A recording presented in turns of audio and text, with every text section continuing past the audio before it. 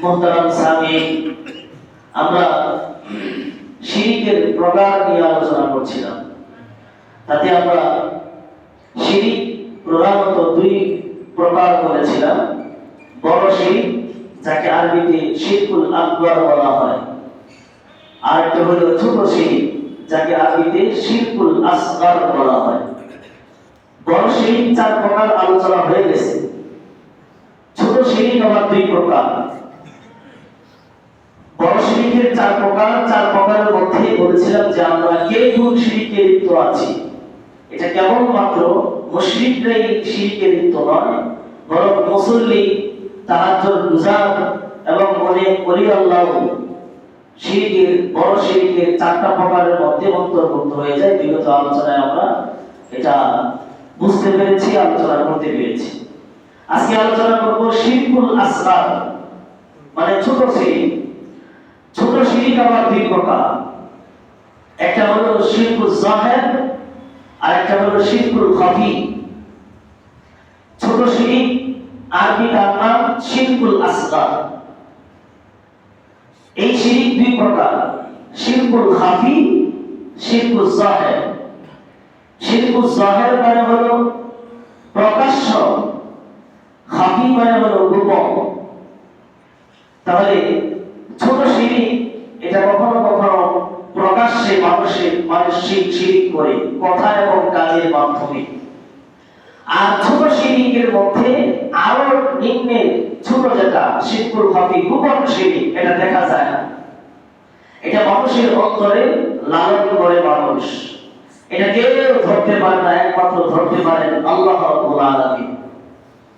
তাহলে ছোট শিরকের আরবি নাম কি? আবার সবাই বলেন, আরবি নাম কি? শিরকুল আসগার। এই শিরক কত প্রকার? এক নাম্বার শিরকুল যাহির, প্রকাশ্য শিরক। দুই নাম্বার শিরকুল খাফি, গোপন শিরক। প্রকাশ্য শিরক কাজে কথা, এটা প্রকাশ হয়ে যায়। আর গোপন শিরক একমাত্র আল্লাহ রাব্বুল আলামিন ছাড়া পৃথিবীর কোনো যন্ত্র করতে পারে না। চলুন আলোচনায় ঢুকি। বড় শিরক, শিরকের মধ্যে প্রকাশ্য শিরক যেটা, সেটার মধ্যে হলো আলফাজ ওয়াল আফআল, কিছু কথা এবং কাজ। যেমন মনে করেন আলফাজ, যেমন কথা দিয়ে শুরু করি, এই শিরকটা দুই পার্টে। প্রকাশ্য শিরকটা দুই পার্টে হবে। একটা হলো শব্দ আর একটা হলো কর্ম। কথায় কিরকম হয়? যেমন কথায় মানুষ গায়রুল্লাহর নামে কসম করে, এটা হলো ছোট শিরক, শিরকুল যাহিরের প্রকাশ্য শিরক, যাহিরের অন্তর্ভুক্ত। তো গায়রুল্লাহর নামে কসম করা, এটা আমাদের সমাজে আছে না নাই? আছে। যে বললাম গায়রুল্লাহ মানে কি বুঝতে পারছি তো? গায়রুল্লাহ মানে হলো আল্লাহ ছাড়া অন্যের নামে কসম করা।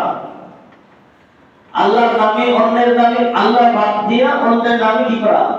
কসম করা। মানুষ এখন এই কসমকে বাংলার মানুষ অনেক অঞ্চলে কিরা বলেছে, কিরা কাক আছে না? আর অনেক জায়গায় কসম বলে, কসম খা, এরকম বলে না? তো আমরা বাংলায় যেটাই বুঝি, কিরা বুঝি আর কসমই বুঝি। যেটাই বলি এটা গায়রুল্লাহর নামে করা যায় না। কিরা কাটা একমাত্র আল্লাহর নামে হইতে হয়।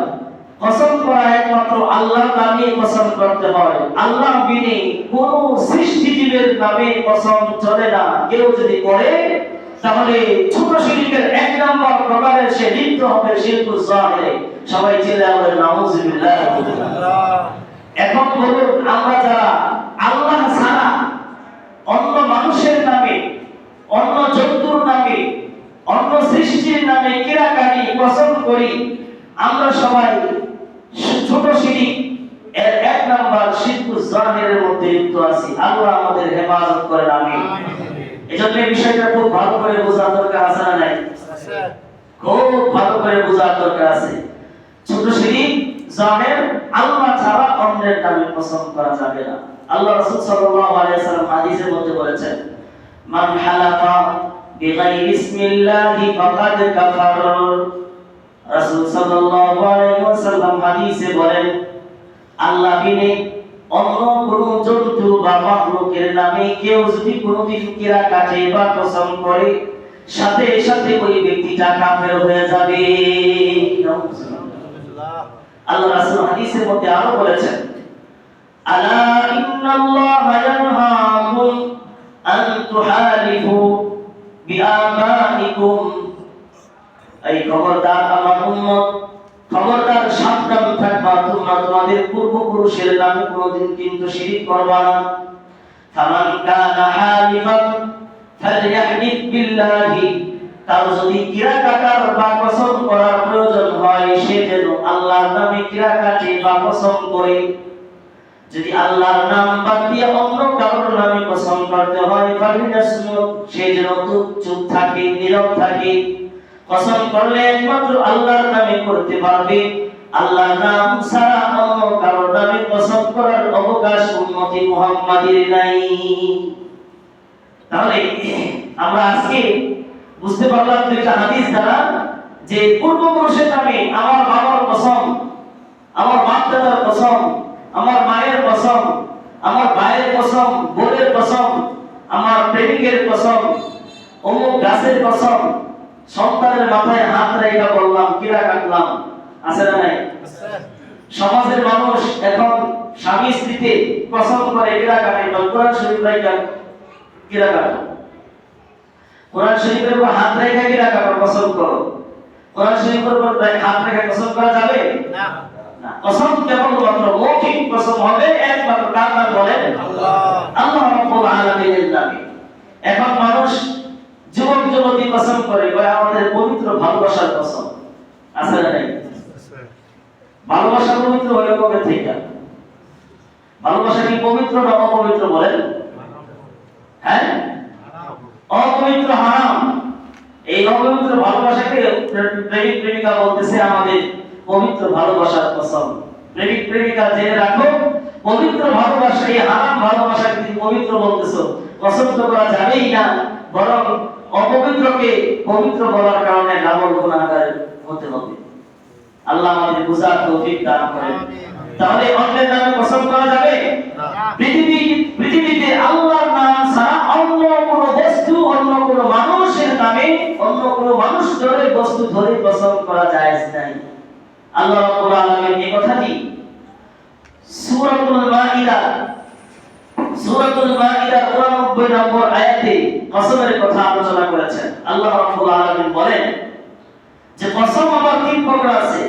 একটা হলো অনর্থক কসম, আরেকটা হলো অর্থবোধক কসম, কার্যকারী কসম, আরেকটা হলো পৃথিবীতে অতীত হয়ে গেছে অনেক জিনিস যেটা আমি জানি মিথ্যা, সেটাকে আমার মুখে সাফার ধরে সত্য প্রমাণিত কইরা এরপর যাকে বলছি তাকে বিশ্বাস করার জন্য তাকে কসম কইরা বললাম।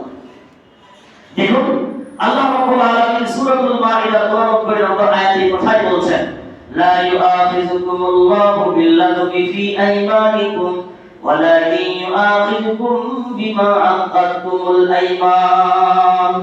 আল্লাহ রাব্বুল আলামিন বলেন লা ইউআখিযুকুমুল্লাহ, ও জগৎবাসী তোমাদেরকে কসমের বেলায় আল্লাহ রাব্বুল আলামিন তোমরা সাধারণভাবে বাক রীতিতে, কথার রীতিতে যে সমস্ত কসম করে থাকো, সাধারণ নিরর্থক কসমের বেলায় আল্লাহ তোমাকে পাকড়াও করবেন না।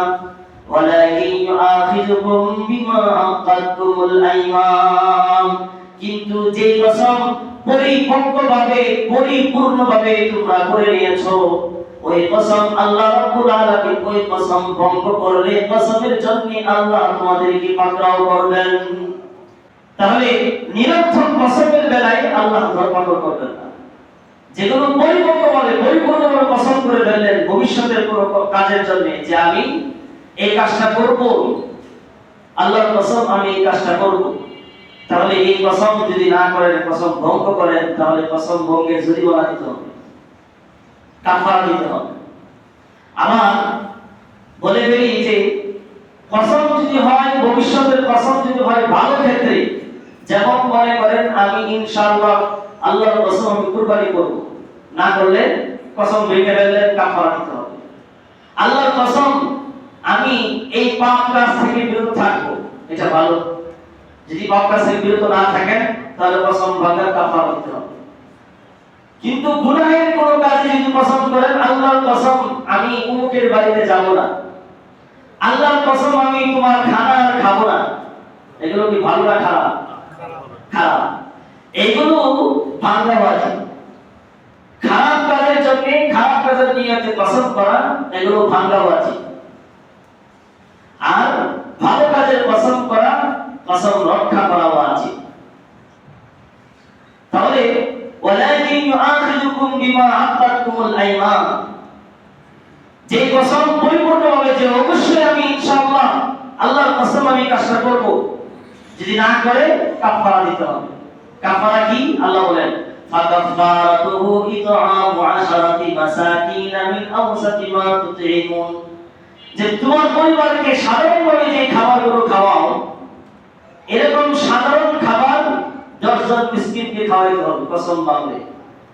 বাহিরে যারা শুনছেন, কসম করলে কিরা কাটবে, কিরা কসম যে পালন না করেন, ভঙ্গ করেন, তাহলে 10 জনকে কসম ভাঙার কারণে 10 জনকে খাবার খাওয়াইতে হবে, অথবা 10 জনকে কাপড় কিনে দিতে হবে, অথবা একটি গোলাম আজাদ করতে হবে। 3-4 নাম্বার, যদি 3-4 পুরো একটা না পড়েন, 4 নাম্বার অন্তত 3 দিন লাগাতার রোজা রাখতে হবে। কসম করা কত জঘন্য, কসম করা যত গুরুত্বপূর্ণ জিনিস আমরা তো অনেক সময় বলে ফেলি, কসম আল্লাহর কসম এটা করবই, কিন্তু কসম যদি না করি, পূর্ণ না করি, তাহলে 4টা কাফারা, জরিমানা 4টা। 10 জনকে খাবার খাওয়াইতে হবে, অন্যথায় 10 জনকে পোশাক দিতে হবে, অন্যথায় একটি গোলাম বাজার করতে হবে, না হয় 3 দিন রোজা রাখতে হবে। ওয়াহফাজু আইমানাকুম কাযালিকা ইউবাইয়িনুল্লাহু লাকুম আয়াতিহি লাআল্লাকুম তাশকুরুন। আল্লাহ বলেন কসম করলে কসম রক্ষা করো, ওয়াহফাজু হেফাজত করো, কসম যদি করে ফেলে তাহলে কসম হেফাজত করো। আল্লাহ রাব্বুল আলামিন আমাদের সকলকে কসম কেউ করলে, ভালো কাজের কসম করলে কসম রক্ষা করার তৌফিক আমাদেরকে দান করেন। কসম যদি কখনো ভেঙে যায় তাহলে এই 4 জরিমানা, একটা হলো 10 জন খাবার, 10 জনকে 2 নাম্বার, 10 জনকে কাপড় দেওয়া, 3 নাম্বার একটি গোলাম আজাদ করা, 4 নাম্বার 3 দিন রোজা রাখা। কোরআন শরীফ ছুঁয়ে কসম করা এটা সঠিক পদ্ধতি নয়, বরং আল্লাহ রাব্বুল আলামিনের নামে কসম করতে হবে। কাজেই মা বোনেরা, যারা কোরআন শরীফ ছুঁয়ে কসম করি, কোরআন শরীফ ছুঁয়ে আমরা কিরাকারি, আমাদের এই পদ্ধতি ঠিক নয়, বরং আল্লাহর নামে কসম করতে হবে। স্বামীর নামে, প্রেমিকের নামে, অন্য কোনো কিছুর নামে কসম করা যায় না। তাহলে যারা নাকি আল্লাহর নাম ছাড়া অন্যের নামে কসম করে, তারা ছোট শিরকের 1 নাম্বার শিরকে জাহিরের মধ্যে লিপ্ত আছে। আল্লাহ আমাদের সকলকে আল্লাহর নাম ছাড়া অন্যের নামে কসম না করার তৌফিক দান করেন, আমিন। এরপরে কথা হলো আল্লাহর শক্তির সাথে, আল্লাহর চাওয়ার সাথে অন্যের চাওয়াকে মিলিয়ে ফেলা। যেমন মনে করেন আল্লাহ যদি চান এবং অমুক যদি চান, এরকম মানুষ বলে ফেলে। আল্লাহ যদি চান এবং তুমি যদি চাও, বলে ফেলে না অনেক সময়। আমরা কথায় কথায় কিন্তু বলে ফেলি, যদি আল্লাহ চান এবং তুমি চাও তাহলে কি হবে? তাহলে এই কাজটা আমি করব, অথবা আমি আসবো। মুফাসসিরে কেরাম ফোকায়ে কেরাম ফরমান যে এই কথাটা শিরকে জাহিরের প্রথম প্রকার, ছোট শিরকের প্রথম প্রকার শিরকে জাহিরের মধ্যে অন্তর্ভুক্ত হয়ে গেছে। যারা এরকম কথা বলে, কথার বেলাও চিন্তা করতে হবে আল্লাহর শক্তির সাথে, আল্লাহর সিফাত গুণের সাথে অন্য কোন মাখলুককে মেলানো যাবে না। তার মানে তুমি যদি চাও আর আল্লাহ যদি চান, নাউযুবিল্লাহ, আল্লাহ যদি চান বা তুমি যদি চাও, দুইজনকে একসাথে মেলা বললেন, মানে স্রষ্টার সাথে সৃষ্টিকে মিলিয়ে ফেললেন। আল্লাহ রাসূল সাল্লাল্লাহু আলাইহি ওয়াসাল্লামের জামানাতে এরকম ঘটনা ঘটেছে। আল্লাহ রাসূল সাল্লাল্লাহু আলাইহি ওয়াসাল্লামকে এক ব্যক্তি এসে বললেন, ইয়া রাসূলুল্লাহ, মাশা আল্লাহু ওয়া শিতা। রাসূল, আপনি যা চান এবং আল্লাহ যা চান, আপনি যা চান এবং আল্লাহ যা চান। আল্লাহ রাসূল সাল্লাল্লাহু আলাইহি ওয়াসাল্লাম বলেন, ফাকালান নাবিয়্যু লাহু আজআলতানি লিল্লাহি নিদ্দা, তুমি কি আল্লাহর সাথে আমাকে শরীক সাব্যস্ত করলে? আল্লাহ চান এবং আমি চাই, তার মানে কি আল্লাহর সাথে আমাকে শরীক বানিয়ে ফেললে, খবরদার এরকম বলতে পারবে না। বরং মাশা আল্লাহ ওয়াহদা, এক আল্লাহই যা চান তাই হবে, আর কেউ চাইলে কিছু হবে না। কথা কিন্তু খেয়াল করি না, দেখুন এই কথাকে আমরা বলে ফেলি কিনা, সামান্য বিষয় কিন্তু বড় মতো খেয়ালই করি না। আল্লাহ রাব্বুল আলামিন সূরাতুদ দাহর সূরাতুত তাকবীরের মধ্যে বলেছেন, ওয়া মা তাশাউনা ইল্লা আন ইয়াশা আল্লাহু রাব্বুল আলামিন, ওয়া মা তাশাউনা ইল্লা আন ইয়াশা আল্লাহ ইন্নাল্লাহা কানা আলীমান হাকীমা। আল্লাহ রাব্বুল আলামিন বলেন সূরাতুত তাহরের মধ্যে এবং সূরাতুত তাকবীরের মধ্যে, দুই সূরার মধ্যে আল্লাহ রাব্বুল আলামিন বলেন, তোমরা যতক্ষণ পর্যন্ত কিছুই চাওয়ার শক্তি রাখো না, ততক্ষণ পর্যন্ত আমি আল্লাহ তুমি চাওয়ার ইচ্ছা পোষণ না করি। আল্লাহ যদি চান তাহলে আমাদের ইচ্ছা শক্তি জাগতে পারে, আল্লাহ না চাইলে ইচ্ছা শক্তি পর্যন্ত আমাদের জাগতে পারে না। কাজেই কথা এরকম মিলায় বলা যাবে না যে আল্লাহ যদি চান এবং অমুক যদি চান, নাউযুবিল্লাহি মিন যালিক। আজকে থেকে কথা বলার সময় খেয়াল করতে হবে।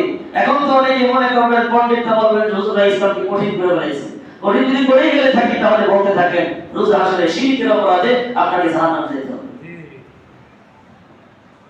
পণ্ডিত কি শব্দটাই চলে না, এজন্য স্বাভাবিক কথা। আল্লাহ রাসূল দেখেন কি বলছেন, আল্লাহ রাসূল যেখানে নবী, আল্লাহ রাসূল সাল্লাল্লাহু আলাইহি সাল্লাম প্যারে হাবিব আল্লাহ রাব্বুল আলামিন ওনাকে বলছেন আল্লাহ যা চান এবং আপনি রাসূল যা চান। আল্লাহ রাসূল বললেন, না এরকম বলতে পারো না, আমি আল্লাহর সাথে আমাকে শরীক বানিয়ে ফেলি, এরকম বলতে পারো না। বরং আল্লাহ মাশা আল্লাহ, আল্লাহ যা চান এরপরে আর কোনো কিছু বলতে পারবে না।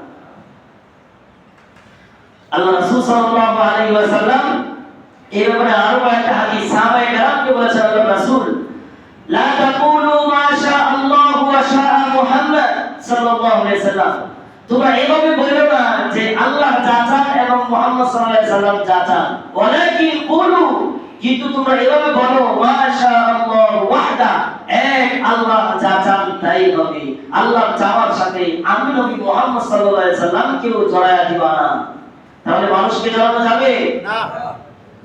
আরেকটা হাদিস হযরত হুযায়ফা রাদিয়াল্লাহু তাআলা আনহু থেকে আল্লাহ রাসূল সাল্লাল্লাহু আলাইহি ওয়াসাল্লাম বলেন, লা তাকুলু মা শা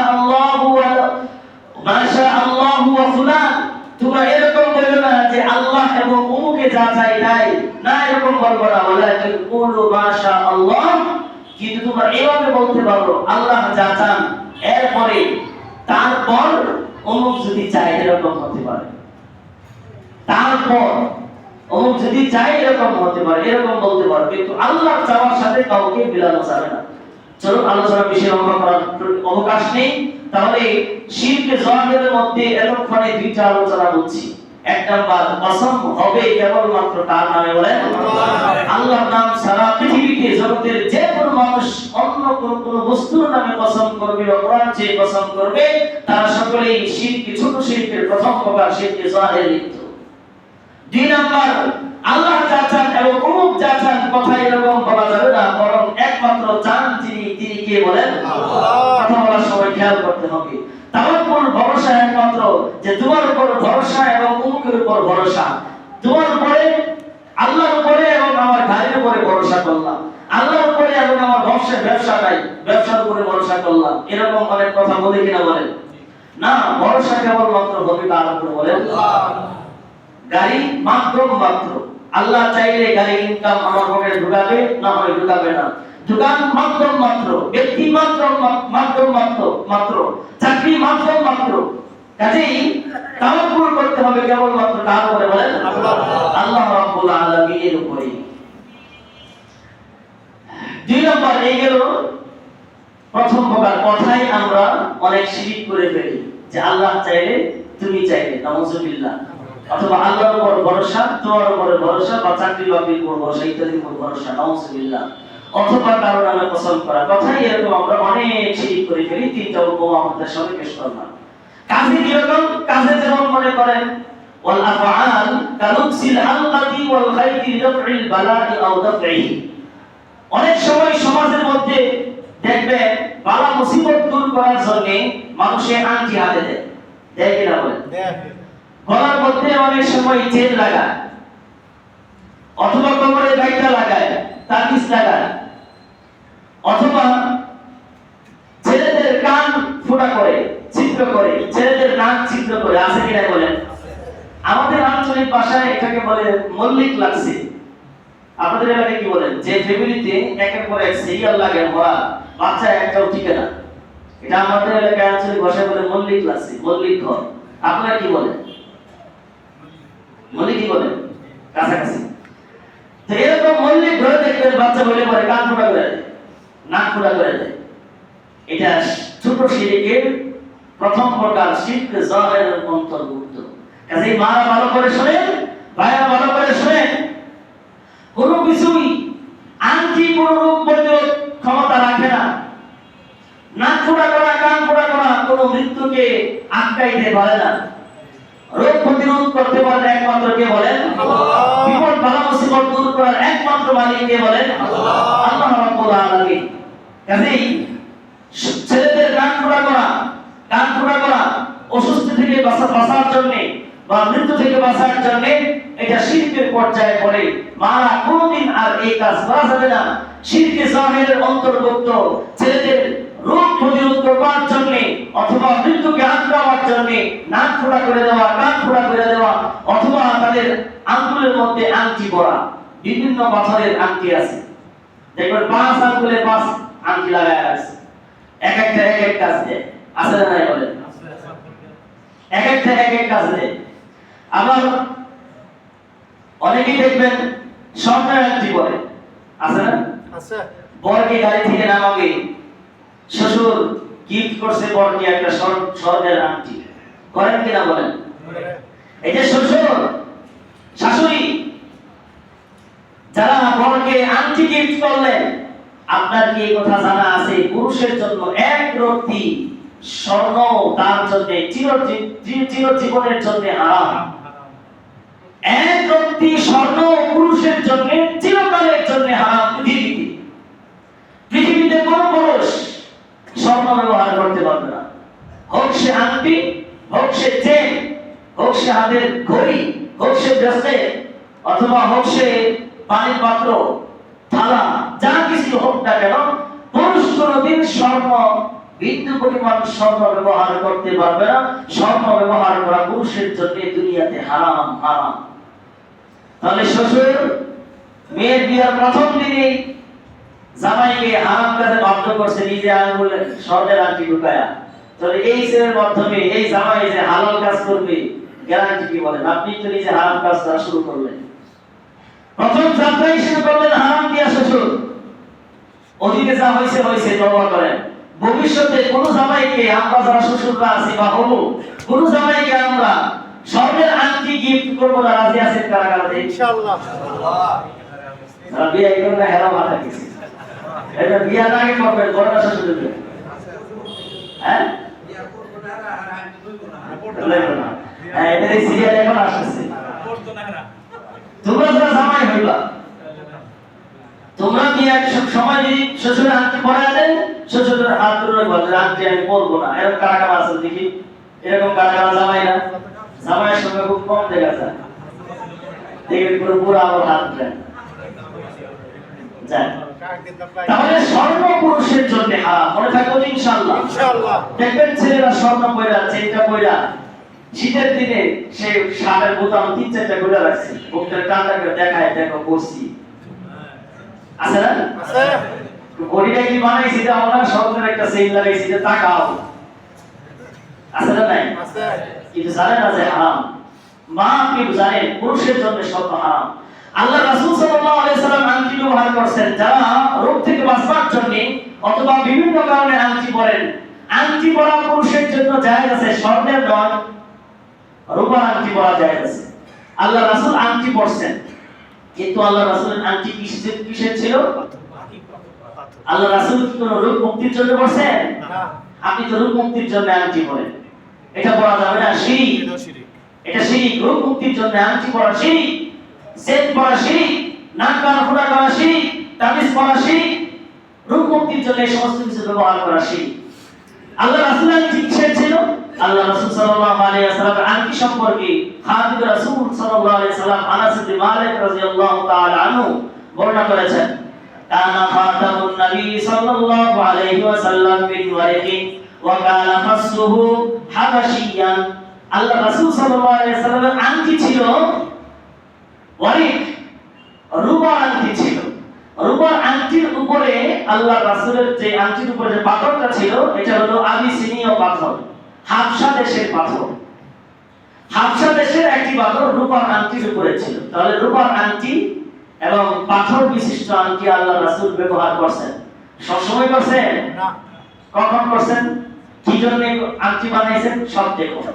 আল্লাহ রাসূল কখন কখন করতেন এই ব্যাপারেও ইবনে ওমর রাদিয়াল্লাহু তাআলা আনহুমা বর্ণনা করেছেন। তিনি বলেন, ইত্তাখাযা খাদিমান মিন ফিজ্জাতিন ফাকানা ইয়াতিমু বিহি ওয়া লা ইয়ালবিসুহু ওয়া লা ইয়ালবাসুহু।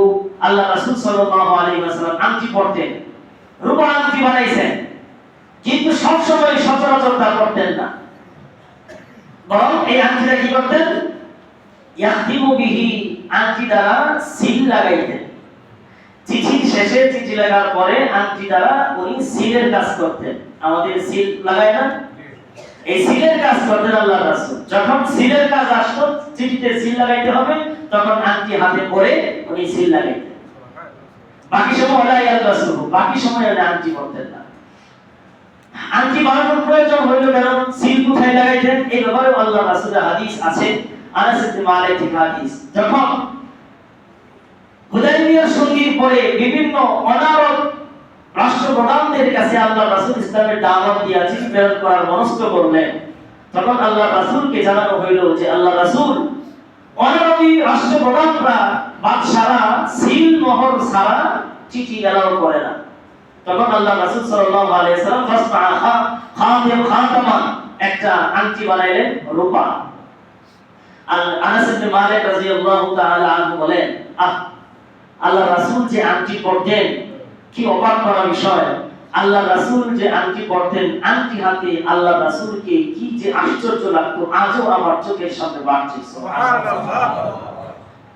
তো রাজা বাদশাহের কাছে চিঠি পাঠানোর জন্য এই আংটি উনি বানানোর জন্য আদেশ করেছিলেন।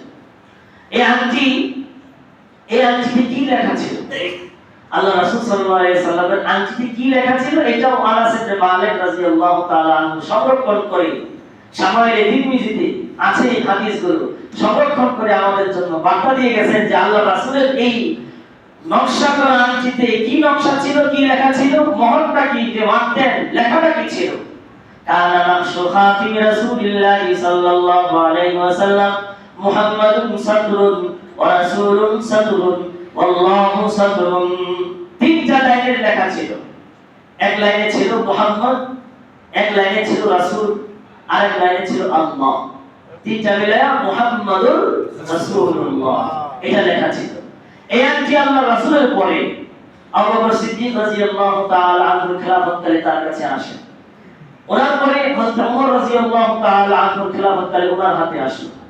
উসমান রাদিয়াল্লাহু তাআলা আনহু খেলাফতকালে ওনার হাতে আসলো। উসমান রাদিয়াল্লাহু তাআলা আনহু যখন মুআইয়িনের সাথে লেনদেন নিয়ে কথা বলতেছিলেন, তখন আদিস নামক একটি কুকুরের মধ্যে উসমান রাদিয়াল্লাহু তাআলা আনহু হাত থেকে আংটিটা পড়ে যায়, চিরজীবনের জন্য আংটিটা হারিয়ে যায়। তো আল্লাহ রাসূল সাল্লাল্লাহু আলাইহি ওয়াসাল্লাম আংটি পরছেন, কিসের পরছেন, রূপার পরছেন। রূপার আংটির উপরে পাথর ছিল, সব সময় পরছেন না, কাজে যখন ব্যবহার করতেন তখনই পরছেন, বাকি সময় ঘুরে রাখছেন। কাজে আমরা যারা আংটি পরি সব সময়, এটা এরকম না যে সব সময় বললে না যায় হবে, বাকি ওযু করার টাইমে, গোসল ফরজ গোসল করার টাইমে ঘুরা বসাবসি করে যদি গোসল আর ওযু না করেন তাহলে আপনার নামাজ রোজা কিছুই কবুল হবে না। আল্লাহ আমাদের সকলকে বুঝার তৌফিক দান করেন, আমিন। তাহলে যারা নাকি বিপদ আপদ থেকে বাঁচবার জন্য বিভিন্ন মাধ্যম ব্যবহার করে, কান নাক ফুটা করে, আংটি ব্যবহার করে, আরো যত কিছু আছে সমস্ত কিছুই ব্যবহার করা শিরকের জাহেরের মধ্যে পড়ে যায়। কাজেই সব কিছু বিপদ আপদ এবং রোগ শোক থেকে একমাত্র বাঁচার অধিকার কে রাখেন বলেন? আল্লাহ রাব্বুল আলামিন। দুই নম্বর ছোট শিরকের দুই নম্বর হলো শিরকুল খাফি, গোপন শিরক। এই সম্পর্কে অতীতে বড় শিরকের মধ্যে আলোচনা হয়েছে। যে ইবাদত করার মাধ্যমে মানুষ আল্লাহর নিকটবর্তী হওয়ার কথা ছিল, ওই ইবাদত কেবলমাত্র মানুষের প্রশংসা করানোর জন্যই করা, এটাকে বলা হয় আমরা চিনি রিয়া। রিয়া হলো ছোট শিরক, গোপন শিরক, আল্লাহ ছাড়া কেউ জানে না। আমার ভিতরে রিয়া আছে কিনা কে জানেন? কেমন কথা? আল্লাহ জানেন। কাজে রিয়া যেন না হয়ে যায় ছোট শিরকের, গোপন শিরকের মধ্যে পড়ে যাব। কাজে কথা বার্তায়, চরণে, বলনে, ইবাদতে, বন্দিতে কখনো যেন আমার ভিতরে রিয়া চলে না আসে, লৌকিকতা, মানুষের প্রশংসা করার ভাব চলে যেন না আসে।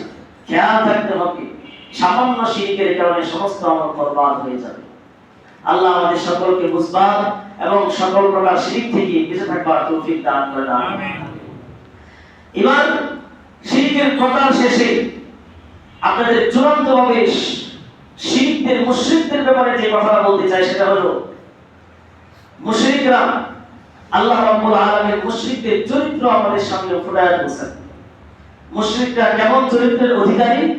আল্লাহ রাব্বুল আলামিন বলেন, মুশরিকরা সর্বকালের শ্রেষ্ঠ, সর্বকালের সর্বশ্রেষ্ঠ মিথ্যুক হলো মুশরিক কাফেররা। সর্বকালের সর্বশ্রেষ্ঠ মিথ্যুক কারা বলেন?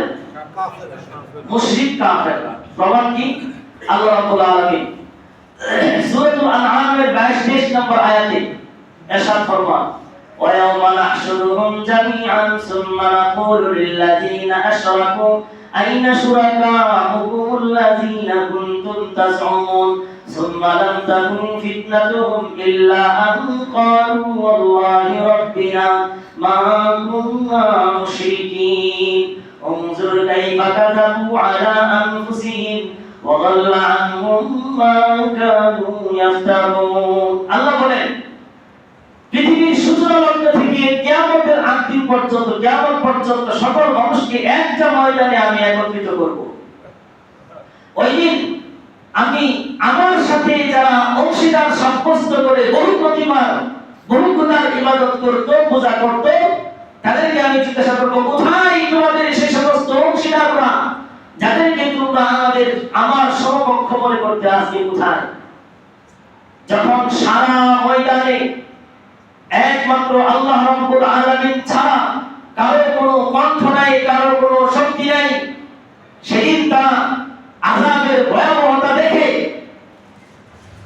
আযাবের ভয়াবহতা দেখে হতভম্ব হয়ে সকলে এক বাক্যে, মুশরিকরা, সকল কাফেররা, সকল প্রতিমা পূজারীরা, তারা এক বাক্যে বলবে, ওয়াল্লাহি রাব্বিনা মা কুন্না মুশরিকিন।